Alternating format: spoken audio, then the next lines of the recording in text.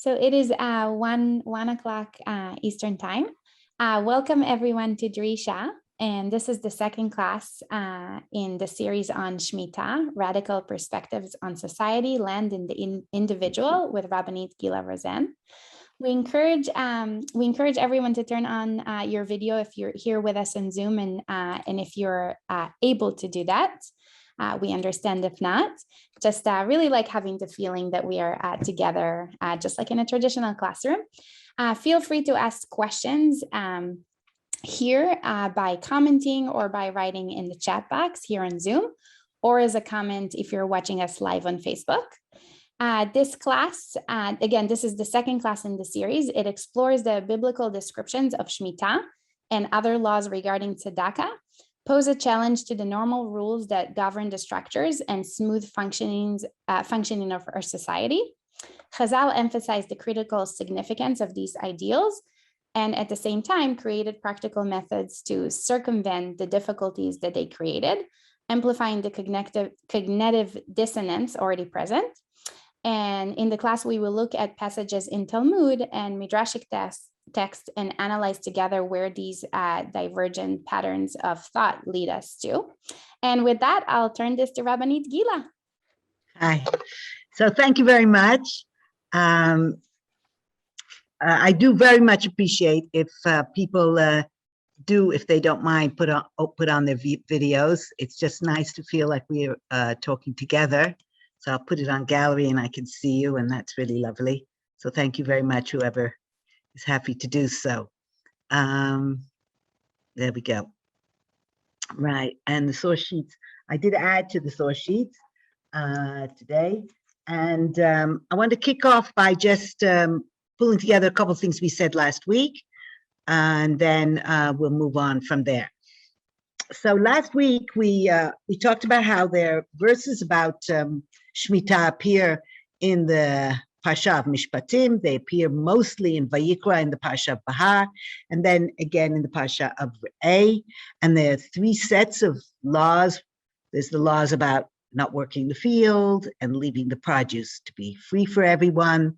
There are the laws about Yovel, the Jubilee year, and there are the laws about loans. Those being the laws that apply most if you're living in the United States. And we started by looking at some of the verses about the laws about the loans. And in the law in that law, it says to watch out lest there be something in your heart that's bliyah, a word that doesn't appear very often in the Chumash, in fact, only twice.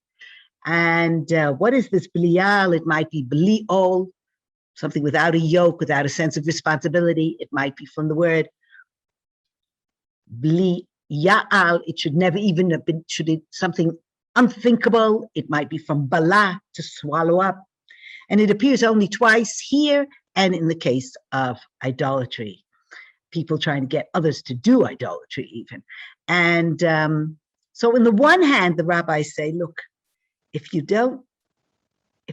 not open to tzedakah, if you close your eyes off to tzedakah, if you ignore the needs, then it's like idolatry. And on the other hand, the rabbis go and say, we have Hillel who finds a way to say, well, it's understandable if people say in the sixth year, I can't lend money, I can't do this. Why? Because I'll never get it back.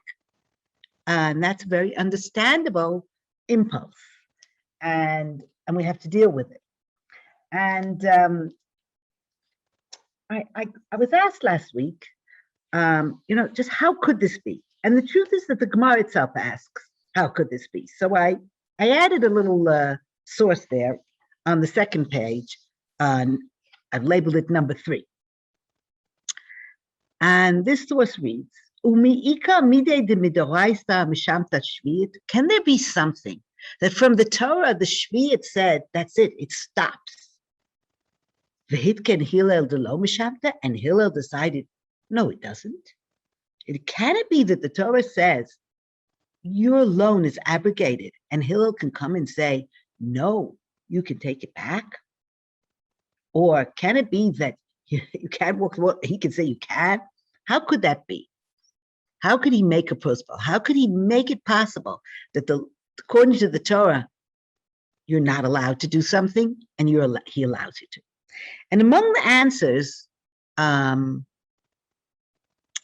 answer I mentioned at the time was that the rabbis felt that they had more authority on if it was financial, monetary. I apologize, I forgot to turn off my phone. 1 second. There are many advantages to Zoom, but one of the disadvantages is that you could forget to turn your phones off. So I apologize. One of the answers was that the authority that the rabbis felt that they had when it came to financial questions was greater than the authority that they felt they had when it comes, let's say, to can't move Shabbos to tomorrow. And then there was a disturbance. Somebody wrote to me, but this is a problem because here the values, we're supposed to hold on to these values. And what I think Hillel felt he was doing is that he felt that by making a change, he was more holding on to the value. In other words, you can't say with Shabbat, well, I know what the value is Shabbat, so I'll move it to another day, I'll change it. But when it comes to something like giving tzedakah, you can look at it and say, I think if we do it slightly differently, the value will be more upheld. So so that was one answer, that in actual fact, you're going for the value as against for the way you're getting to that value. Now, in actual fact, what was the value? Is the value that poor people will have enough to eat?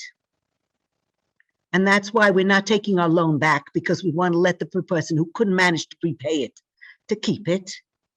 Is that the value, a practical value? Or is the value that I am changed, the one who can give is changed, that they say, I understand that I have to let go.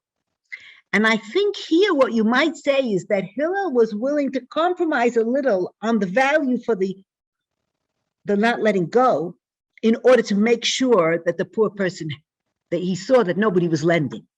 And that given the practical value versus the slower internal value, which will have a lot of practical ending effects later, but right now isn't working, he went for the immediate practical value that the Torah wanted. I think that's what's happening here.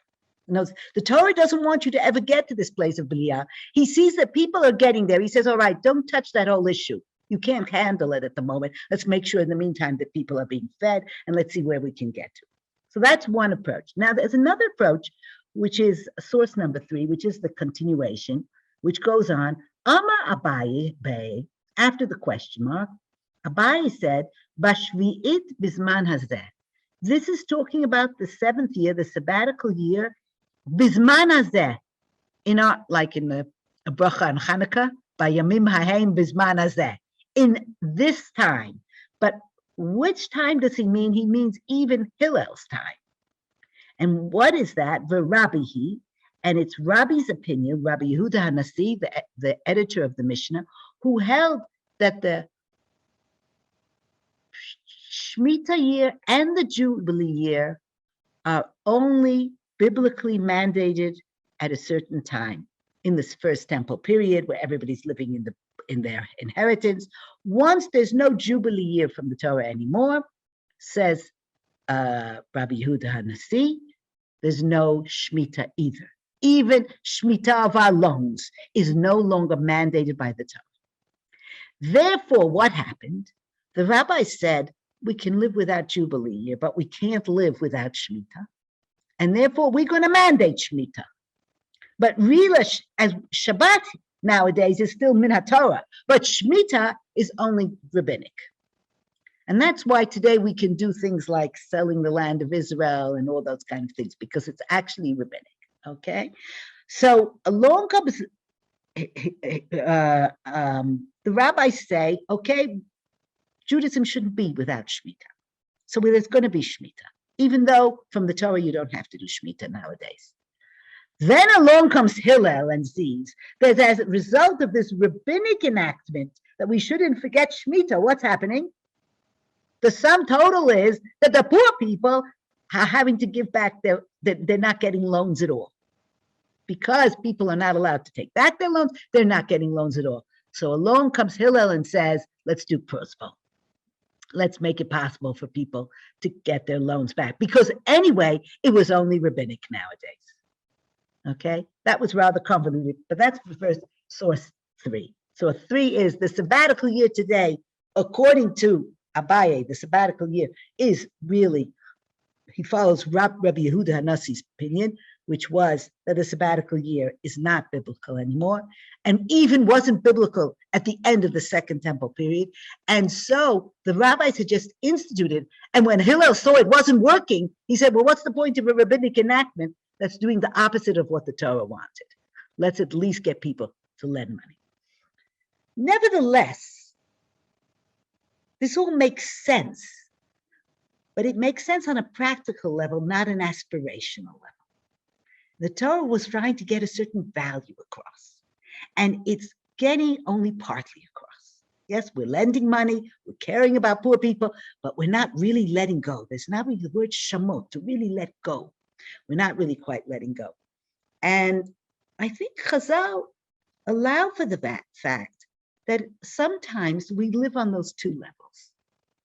We don't quite live on the level all the time where we'd like to be, and maybe we can't. And that we still have to have dreams. We have to dream. We can't always be at that space, but we have to dream. And society has to have goals. It has to understand that maybe it's not quite where it could be. And it should never remain static. And I think the place where they actually put this most pithily into reality is actually in Pirkei Avot. Pirkei Avot is full of all these very, very short little lines, and you've almost missed it before you've even, the process of saying you've almost missed it. So if you look at source 4, that's from Pirkei Avot, Ethics of the Fathers. Arba midot ba'adam. There are 4 midot, character types, ways of being, ways of behavior, ba'adam. Human beings have 4 types of characters. This is along with a whole lot of things about different ways of being. So it's not the only suggestion that they make. But here's one about oneself, sense of self among others. Ha'omer sheli sheli v'shelcha shelcha. Ha'omer sheli shelcha v'shelcha sheli. And there's one who says sheli shelcha v'shelcha shelcha, and one who says sheli sheli v'shelcha sheli. Now I want to start at the end, okay? Because it gets more and more interesting if you go backwards. The last one is sheli sheli v'shelcha sheli. What's mine is mine, and what's yours is also mine. Now, nobody actually walks around saying that, but some people behave as if that's true, right? They don't, it's all out for the getting, and I don't really care about the other, right? And that's that's a rasha. That's really wrong. It's really evil to when you look at others and they're all just ciphers for you. They aren't really people, and what's theirs is yours. Okay. I'm going backwards to the third one. Sheli shelcha v'shelcha shelcha. What is mine is yours, and what is yours is yours. That's somebody who has a higher standard for himself than he has for others. And I actually have met some human beings like that. Here, the English says pious, the Hebrew says chassid. Now, different periods in history, there were people who were called chassidim. In the time of Hazal, and this is the time of the Mishnah here, this is Pirkei Avot, the chassid was somebody who tended to be especially good about care for others. Yes, he was very, and you can see that here, a person, so pious is not the best translation. I took it off Sephirah, and I only in a few places corrected it, but or changed it to what I thought. I've left it here, but pious isn't perfect in my opinion, because that they could have put tzaddik for pious. Chassid was especially given, as in the word chesed, somebody who does chesed. Okay. Sheli shelcha v'shelcha sheli, maybe some form of communism. Mine is yours and yours is mine. Chaos, anarchy. We don't really want boundaries. It sounds great, but not for too long. they say that's an am ha'aretz. It's an unlearned person. It's somebody who really hasn't thought through how society can really work. Okay, you have a commune, it works for a few individuals, it doesn't usually work very long term, it certainly doesn't work for all of society to build it that way. Hazal didn't think so.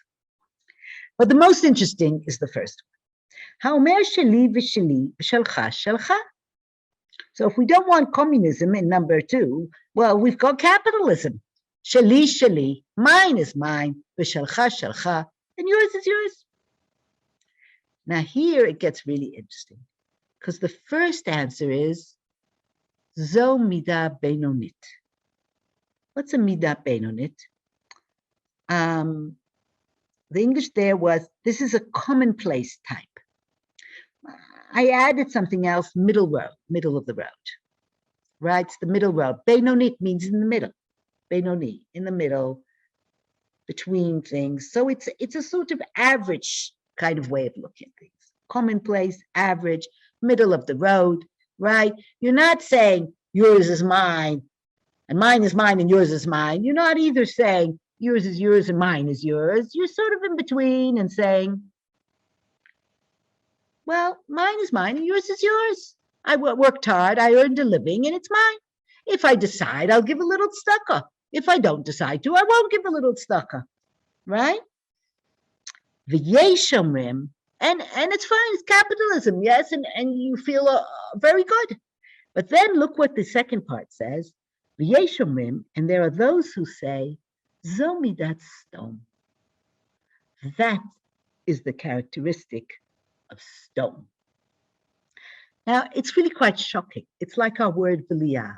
Suddenly we have something and we say, well, from one point of view, really, it's fine, it's okay, it's the middle way, it's the average person. You know, I worked hard, what's mine is mine, what's yours is yours, end of story. It's okay. And there are those who say, no, that is Sodom. Now, if you read the story of Sodom, what's going on in Sodom? What happens? It's really terrible. They're willing to attack people. The English word sodomy, yes, is a particular kind of behavior. But in Judaism, midat sdom is not about that. It's not about sexual license, and it's not about this wildness. It's about not helping another human being when it's no skin off your back. That's what it's about. Zo midat sdom. When you say, this is mine, that's yours, I could help, but I'm not going to be bothered. Why? Because I don't have to. It's mine. Even when it wouldn't matter to you, it wouldn't do any harm. You can afford it. It doesn't disturb you. Maybe it wouldn't even take anything from you. Like sometimes in the buildings here, somebody's the only person who can manage to get to the roof. That's the way the building is built. And so he says, I'd like to a little bit put something on the roof. And the other people say, no, I don't want you to. Why? Because they don't have a roof. That's me, that's dumb, because you wouldn't lose out if they would use it. And at the same time, you're not letting them because you don't have it, right? So I think this is another case where the rabbis are saying, on the one hand, this is the average way of behavior. On the other hand, we are a culture that has Shemittah. Whereas we are a culture that says, well, actually, no, the land isn't really yours. It's really God's, or or things aren't so much just in boundaries that they're yours. That's not what it's like.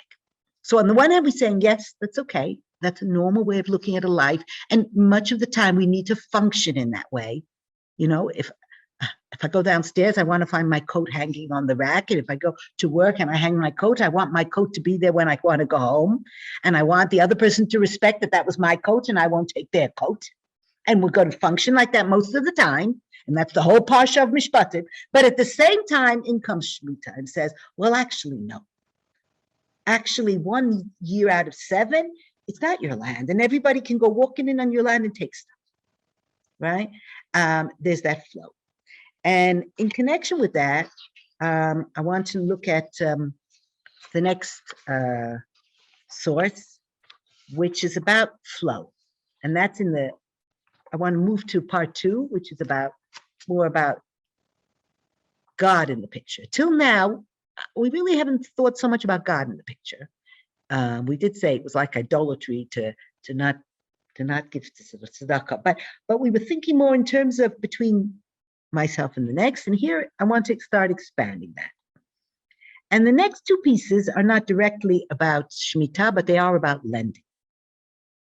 I'm going to ask you for your indulgence for a moment. Take a look at the piece because the phone is still making a racket.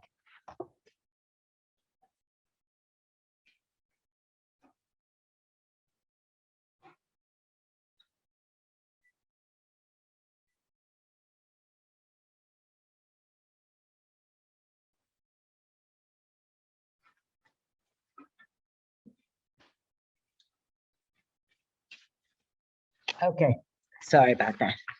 Okay, so if we go now to source number 5 at the beginning of part 2, this midrash appears twice that I found. Once in Leviticus Rabbah, Vayikra Rabbah, which is a very early midrash from not long after the Mishnah, maybe 300-400 CE. And then from in Exodus Rabbah, which is a much, much later collection. And you can see that the source 6 is a sort of opening up of source 5, a sort of broadening of it. And in source 5, there's a verse from Psalms that's quoted, Yom liyom yabiya v'layla layla yachavedat. One day speaks to the next, expresses to the next day. And they start talking about, what does this mean that a day expresses to the next day and the night to the next? What is it talking about? And it's talking about something that we're very aware of now with changing the clock and all, which is that there's this autumnal vernal equinox, and there's the vernal equinox. There's times when the day and night are equal. And then what happens, like now as we're going into winter, the night gets longer and longer, and the day gets shorter and shorter. And the Midrash sees this as, from then onwards, the day borrows from the night, and the night from the day. In other words, as we get into winter, the night is borrowing from the day. The night gets longer and longer, and borrows from the day. And after, in the spring, into the summer, the day will borrow back from the night. Right? It's looking at nature as being in a flow. The day borrows from the night borrows from the day, and they do it amicably. And Beli nishma kolam, the verse there goes on to say, you can't hear their voices. They're not arguing. They're not fighting about it. It just flows. The day gets longer, then the day gets shorter, and one is borrowing from the next. One is lending to the next, and they repay each other amicably. Yes, in the summer it switches back, and then it goes back to the winter. Everything being done without legal document or judicial verdict. Here below, however, what a multitude of legal documents and what a multitude of judicial verdicts are required. And there's the verse there, the line goes out throughout to all the earth. And it's all over in the earth. It's such a big deal. We have to write up so many pages every time somebody borrows or lends to someone else. In other words, we can't let go and just be part of the flow of nature. And we have to keep on cutting boundaries and then making lots of documents about the boundaries we cut and arguing about the boundaries we cut. We can't just be a part of the organic world. That's as it comes in bits. In other words, borrowing and lending are being seen here as natural processes that are part of nature. And if you think of a lot of aspects of nature, a lot of plants, and then they go back into the earth, and things go back and flow into each other. And if you borrow and don't require it back, then you are really a part of nature. And if not, you're what they used to say, call a Luftmensch. You're in the sky. You don't belong anyplace. If you can't do this, then you as a human being aren't fitting in with the world. Now, Shemot Rabbah, Exodus Rabbah, is a later work, and you can see that they've expanded it here. And here they've got Hayom loveh min halayla, v'halayla min hayom. Day borrows from night, and night from day. And they don't start arguing one with the other like the creatures, like mortals do. They don't go to law. They don't start like mortals do. Halavana lova min hakochavim.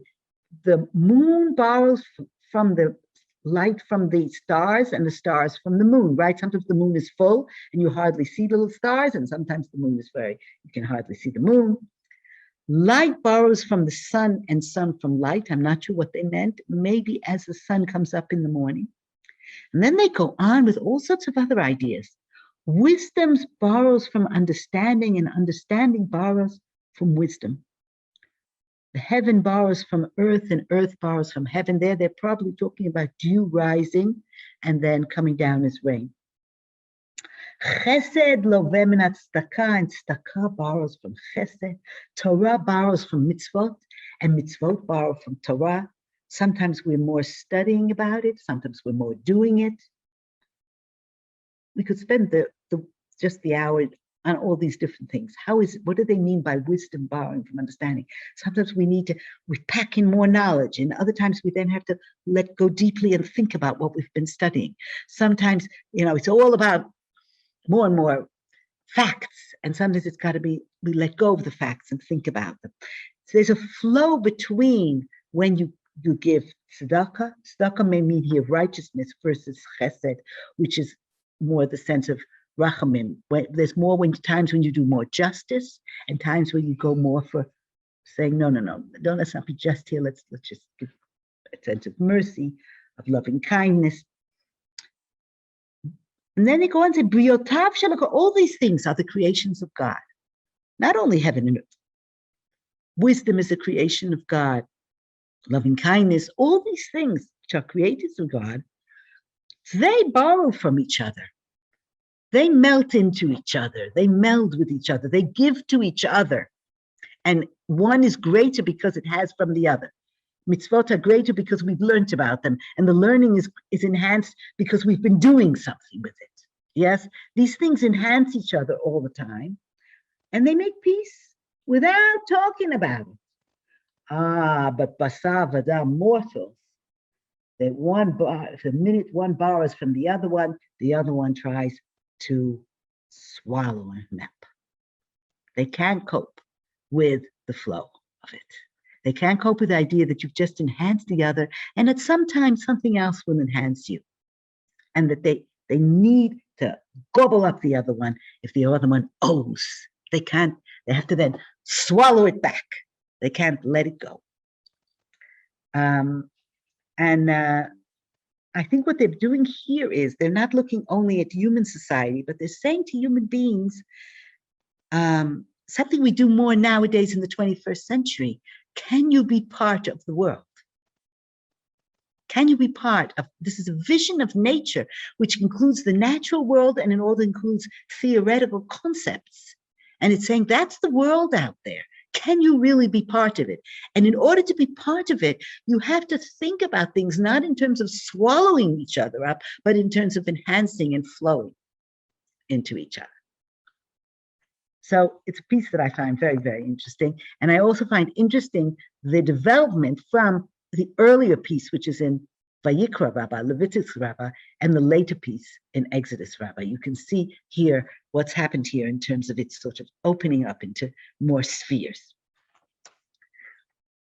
Now, having started to let go of it, let go of our just personal interactions and let go into a broader sphere, I want to come back to some of the verses.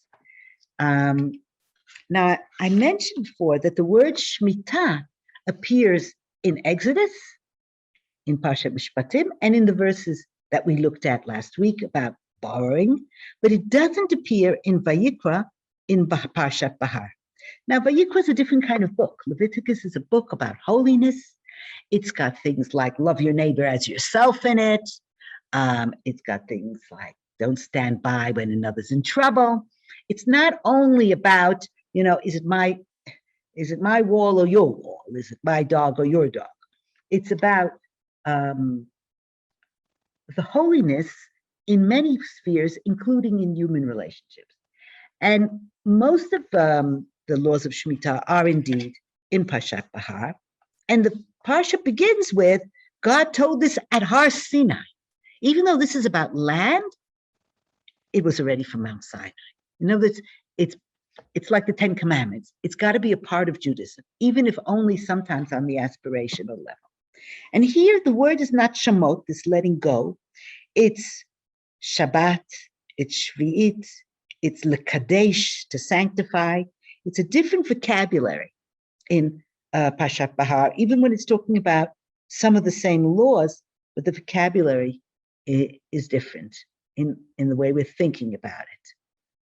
And at the end of the piece, which talks about both not working the land in the seventh year and allowing poor people to partake of it equally, and about people returning to their homes, there's verse 23, chapter 25 of Vayikra, verse 23. Va'aretz lo titmachel litzmitut, and it's source number 7. And the land will not be sold forever. The English here has, I think, in perpetuity. This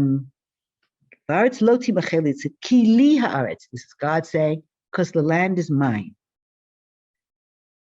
Ki gerim v'toshavim atem imadi. For you are sojourners and settlers with me. Okay, so the land should not be sold. If you can't sell something, it's not really yours, right? Land shouldn't be sold because it's God. Now, here, I want to look at the Sephirah on this. The Sephirah is an early Midrash on the book of Leviticus. And here it says, what does it mean, litzmitut? L'choltonu, totally. Ki li haaretz, God says it's fine, and therefore don't feel bad about the fact that you can't sell it. If you can't sell something or give it away, it wasn't really yours. If something's really yours, you can also dispose of it. If you can live on it, but you can't sell it because it'll come back to you, that still means it's not really in a kind of way yours, even though you're on it, because it's not yours to give away. And it's certainly not belonging to the person who bought it temporarily. Ki gerim v'toshavim atem, al tasmu atzmachem ikar. This is source number 7, second line. Don't make yourselves as if you're the main point. You're the main aspect of the land. V'cheinu omar mer in Divrei Hayamim, ki gerim anachnu lefanecha v'toshavim k'chol avotenu. For we are, this is David speaking in Chronicles, and it's a piece, actually, it's a continuation of a piece that we say in the mornings. It's a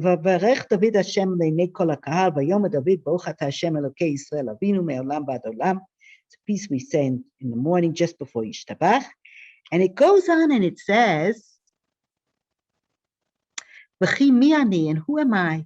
Umi ami, and who am my nation? To create, it's to give money to create the Beit HaMikdash.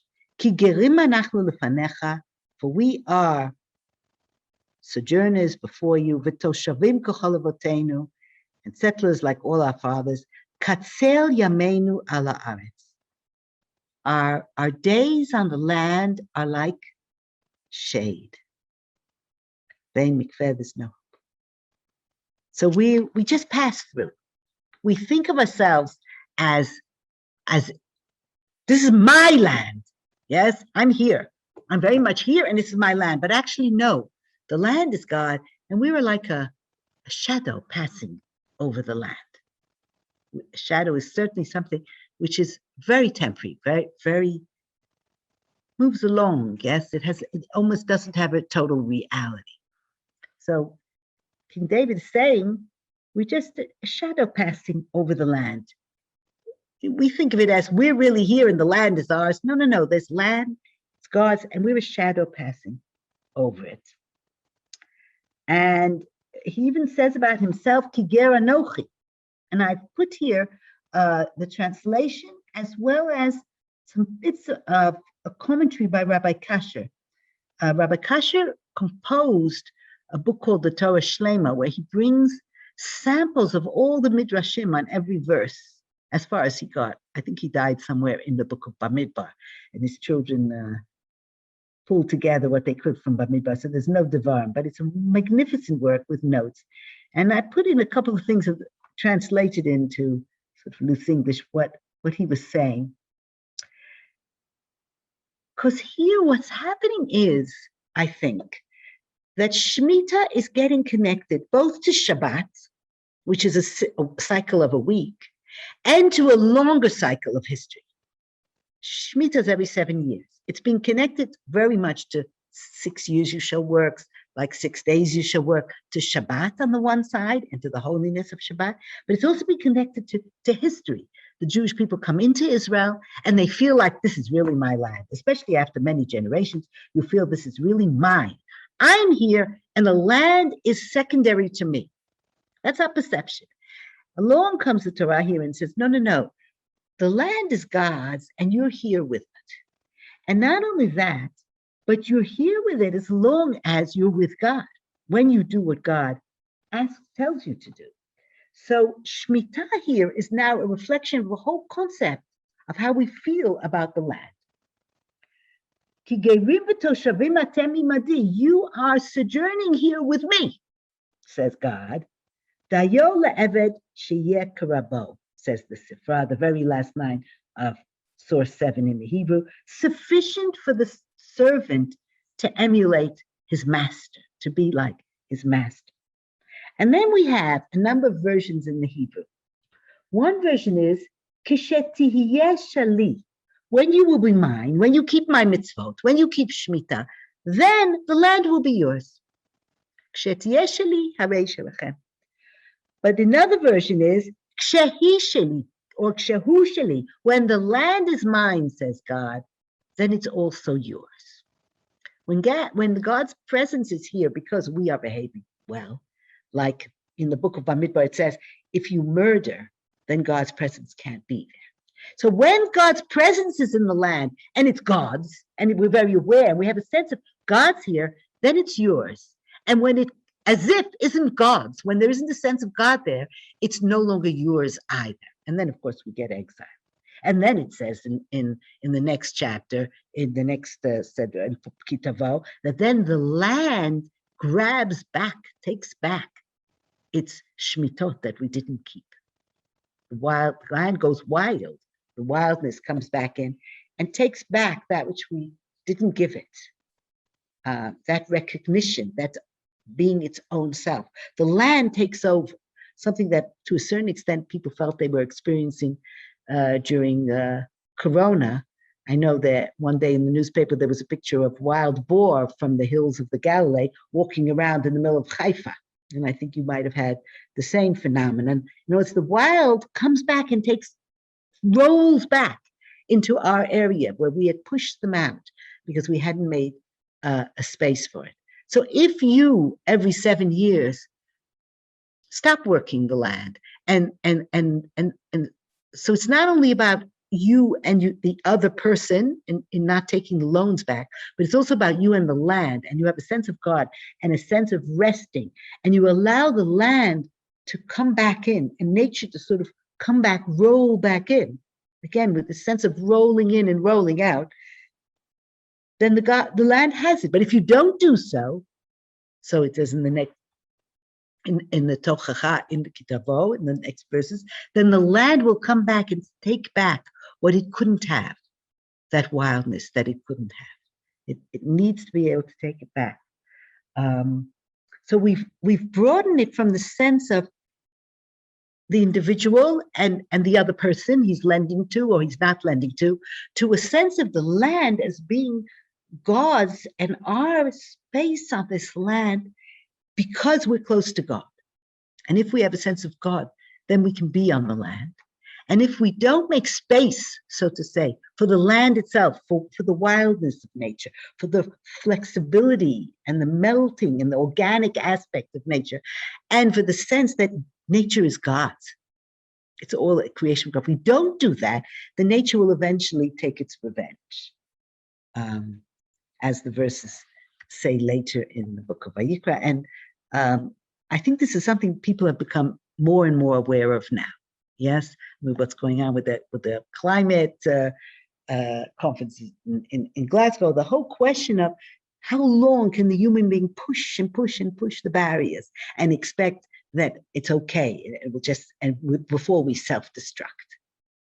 So here is Shemittah talking about that need to make space, not only for the other person, but for the world itself, for nature, for a sense of God to permeate. And if the sense of God permeates and not the sense only of human control, then, says God, it's mine,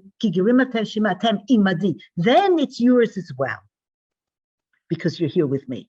But if you don't give a sense for the presence of God to permeate, then it's nobody's. It's no longer yours either, because it just take over.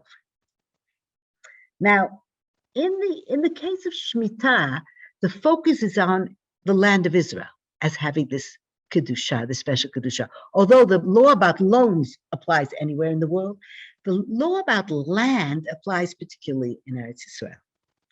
But I want to bring a piece from Brachot where it's not only about the land of Israel, but it's about the earth in general. This concept of it's being God's, and it can be yours when you first let it be God's. If you can let it first be God's, then it can become yours as well, because you can be there with God. But if you can't let it be God's, it can't be yours at all. So here's source number 8. And this one is not, whereas in the Chumash here, we were talking particularly about Eretz Yisrael, having that aspect. Here, it's about the world and the earth, at least. Tanu Rabbanan, the rabbis taught, Asur lo l'adam sheyehene min ha'olam hazeh b'lo bracha. It is forbidden for the human being to derive benefits or pleasure. It's literally its benefit from the world from this world without a bracha.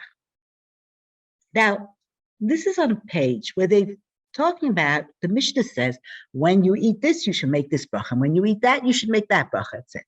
And then the Gemara says, well, what's the source of making a bracha before you eat? Making a birkat hamazon after you eat, we know the source. It says so in the Chumash, v'achalta v'savata v'rachta et Hashem Elokecha. And we quote it when we sing birkat hamazon. However, what about a bracha before? And the Gemara tries to prove that you can find some sort of source in the Chumash for a bracha before, and in the end it gives up. And it says, no, there isn't a source, an explicit biblical source for making a bracha. It's just obvious. And goes on to say, you're not allowed to derive benefit, pleasure from the world, derive before you've made a bracha. And anyone who derives benefit from the world below bracha without reciting a blessing, it is as if ma'al, in Hebrew one word, ma'al, which is ma'al, me'ilah, is when you use something that is kadosh, that is holy, for your own purposes, right? So, for instance, you said this sheep will be a sacrifice, and then you take the sheep and instead have it for Thanksgiving. Do I know? Or better for turkey? Yes, you take it and use it for your own personal use instead. Or you have something very beautiful and you say, I'll take this Beit HaMikdash. I want this to be for the Beit HaMikdash. And then instead you decide, that was a beautiful cloth. I'll use it at home instead. That is me'ilah. That is taking something consecrated and using it for a normal use, a mundane use. So here the suggestion, later there's another suggestion in the Gemara that it's theft. But here the suggestion is it's not calling theft, it's calling it, saying these things they're concentrated, it's God's world. In God's world, everything out there is God's world. And in order to be able to use it, what do you have to do? You have to make a bracha. What does the bracha do? The bracha is what they call in ritual theory a speech act. Yes, they call it in anthropology. It's a speech act, or in linguistics. It's a speech act. It's not, you're just talking, but you're actually performing an act by speaking, which is that you're changing the status of that thing. So when you say, on an apple, Borei Pri Ha'etz, then you're saying, I'm acknowledging that God made this apple, and that it's still God's until I make this bracha, and I can't make use of it. And once you've acknowledged that, that's when you can eat the apple. And that's why also you don't make another bracha 10 times, because the bracha is a speech act. It's not a regular prayer. It's actually an act, like I crown you Queen Elizabeth, yes, or the name of this ship will be. Amar Rav Yehuda Amar Shmuel. Kol ha'ne'eneh min ha'olam hazeh belo bracha. If anyone who derives benefit from this world without a bracha, ki ilu neheneh mikadshei shamayim. It's as if they are enjoying objects which are consecrated to the heavens, kadshei shamayim, holy things for the heavens. Shene'emar laHashem ha'aretz u'mlo'ah. The world is all God's. The earth and all that's within it, all that fills it, is God's. And then Rabbi Levi says, wait a minute, I got two verses. I've got that verse, LaHashem ha'aretz u'mlo'ah, but we have another verse that we know very well from Hallel. And how does that one go? Hashamayim shamayim laHashem. The heavens, they're God's, but the earth, no. Ha'aretz natan livnei adam. Right? So we're again like in Pirkei Avot, which one is it? Yes? And we come back with this ability to somehow take this radical idea that it's really all God's and live with it somehow. Lo kasha, it's not a problem. Kan kodem lebracha, kan la'achar bracha. The earth is all God's, kodem lebracha, before we recite a blessing. Kan la'achar bracha. The verse, LaHashem ha'aretz u'mlo'ah, the earth and all within it is God's. That's before you make a bracha. Before you make a bracha, it really is all God's. And a bracha is not some small little aspect. A bracha is transformative. It's a moment, it's a liminal moment when you make a bracha. Kan, before you make a bracha, and then once you've made a bracha, v'ha'aretz natan livnei adam. He's given the land to us. Again, if I can be with God, then it can be mine. But the bracha is the transformation. And that's why Hazal were very careful about brachot. If you want to make up a prayer, any prayer, you can make up whatever prayer you want and use God's name. But you're not supposed to make an extra bracha. You make the bracha you're supposed to make and not another one, because it's not just a prayer, it's a speech act, it's an action. And you've already transformed that apple. You acknowledged it was something which was part of the Beit HaMikdash, the holiness. Now it's something that I can eat. And you've done that, you've transformed that, and that's your act.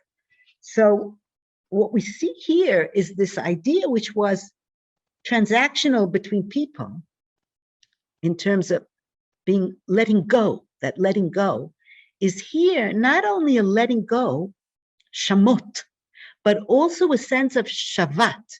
Like on the sixth day, we stop and we're aware of God.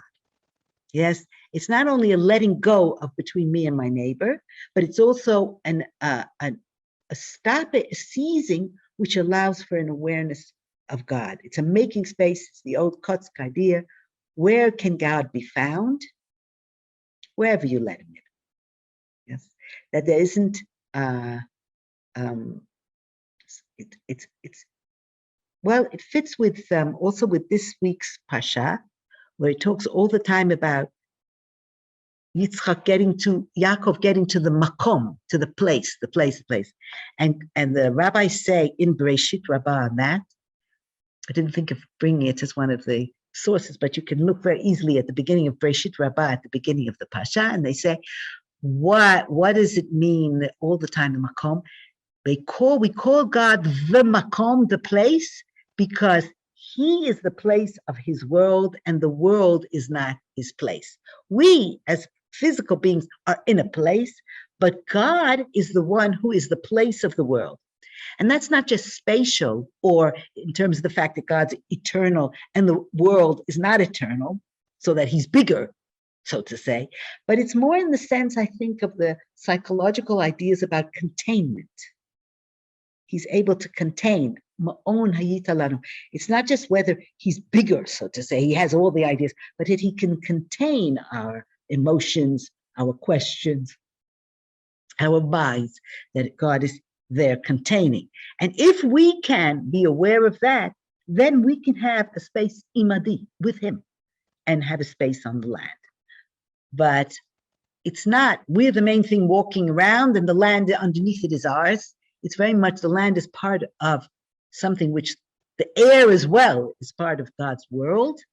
And we are walking around in it and get a space in it by being with God in it. In some ways through, for instance, a bracha. And this idea applies in all kinds of ways, in most surprising ways, like if you consecrated a bird, which you were going to bring to the temple, and the bird flew away, right? Is the bird still part of the temple? Is it still consecrated? Do we say, well, it flew away, I better bring another one? And the answer is no. As long as it's in the world, the Gaza de Rahmana, it's in God's treasure. It still belongs to God. You don't have to. It's very, very interesting. I mean, really, to say, it's true the bird flew away, but it's still, God still got it, even though it's not at the temple. Right? So it gets applied in all kinds of areas of halacha, this idea that you have to make a flip in your mind. It's not you who are walking around, and there's also the earth and all those kind of things, but it's God's world and you inside it, or God's earth. And Shemittah takes it on Dafka Eretz Yisrael, but Hazal broaden it, as you can see, La'Hashem ha'aretz u'mla'ah, to a general sense of both land and space. So that's where I wanted to get to today. I don't know if anybody has something they want to say, or I see there's some things in the chat. I don't know if any of them are, no, it's all about the handouts. It's not any question. I don't see a message here.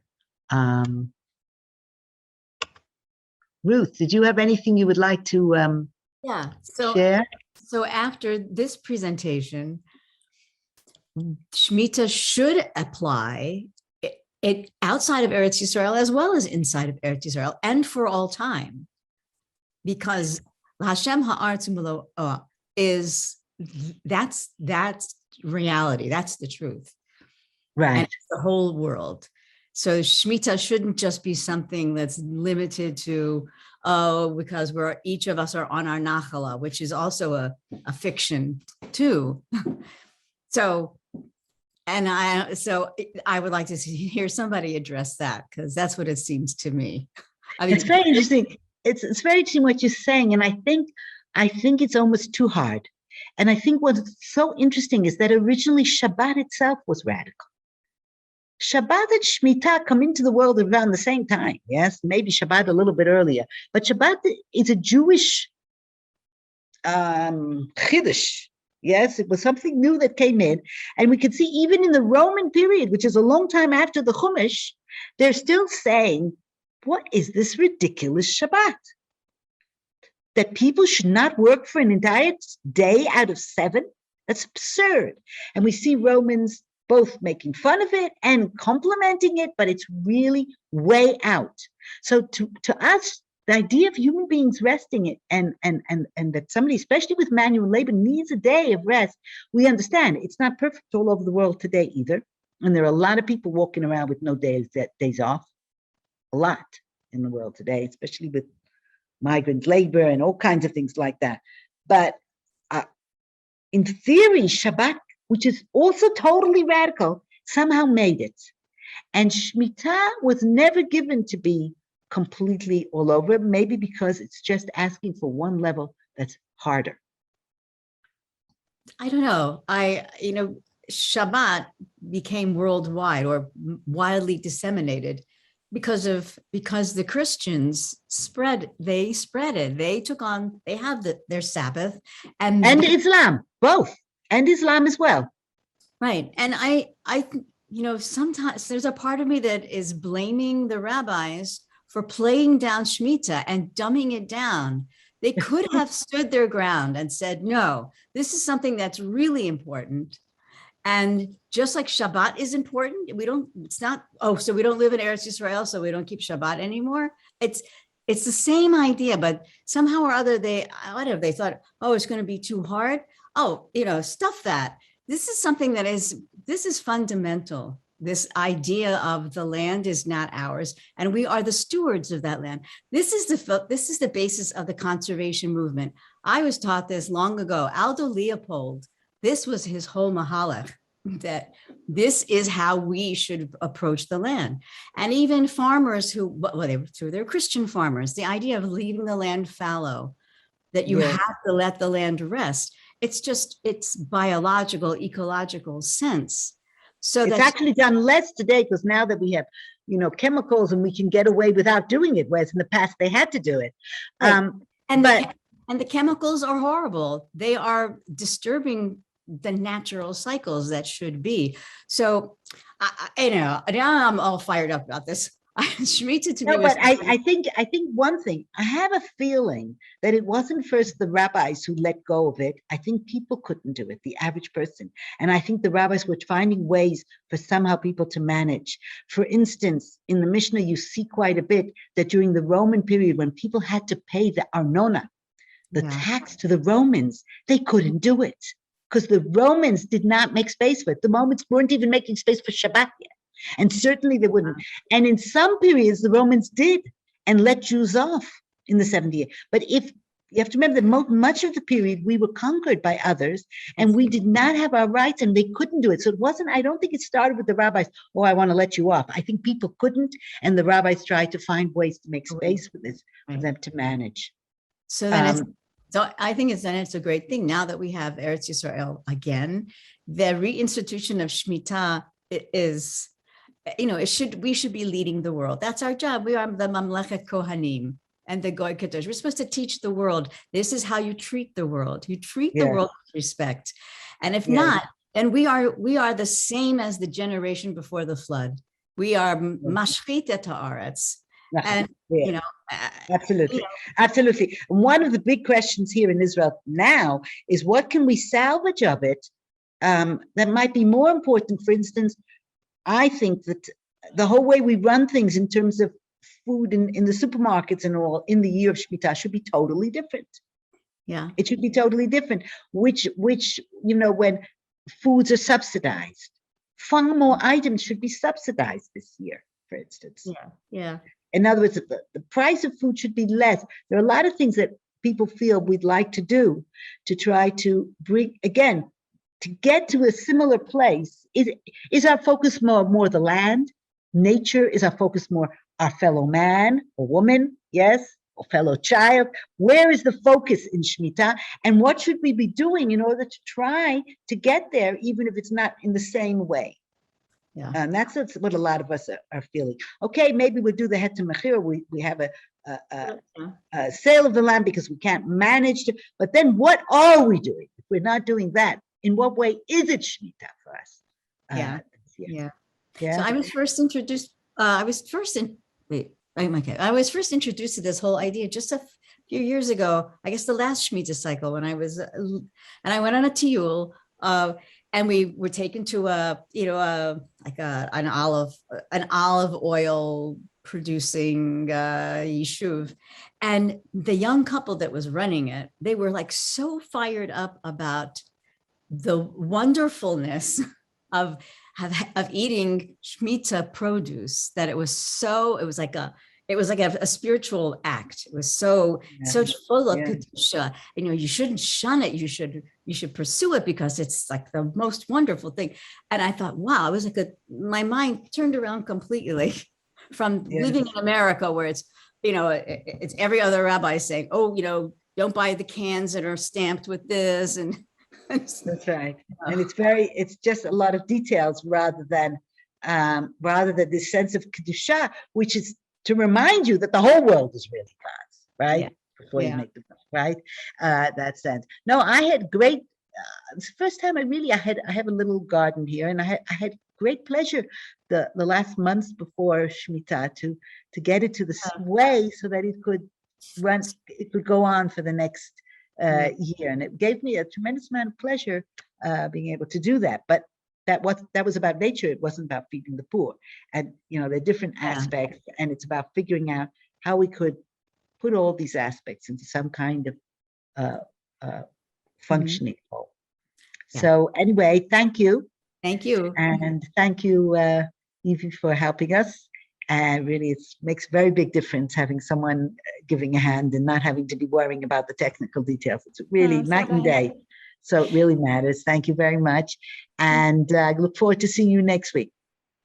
Thank you so much, Rabbanit Gilla, for the second class of this session. And thank you also to everyone who joined us today here on Zoom, on Facebook, and on Drisha Live. We see all of you. We will be live again in a class. This is, I believe, the third class in the series, The Snake in the Garden with Rabbi Silber. It's happening tomorrow, Thursday at 7:30 p.m. Eastern. And in addition, you can always find more information about all of our classes here at Drisha. Class offerings, registration links, everything is on our website at www.drisha.org/classes. And you can also watch classes live at www.drisha.org/live. Thank you again for this opportunity to learn with you, Rabbanit Gilla. And again, thank you so much to everyone who joined us today. We love having you here with us, and we hope to see you at more of our upcoming classes here at Drisha. Lehitraot. להתראות. להתראות.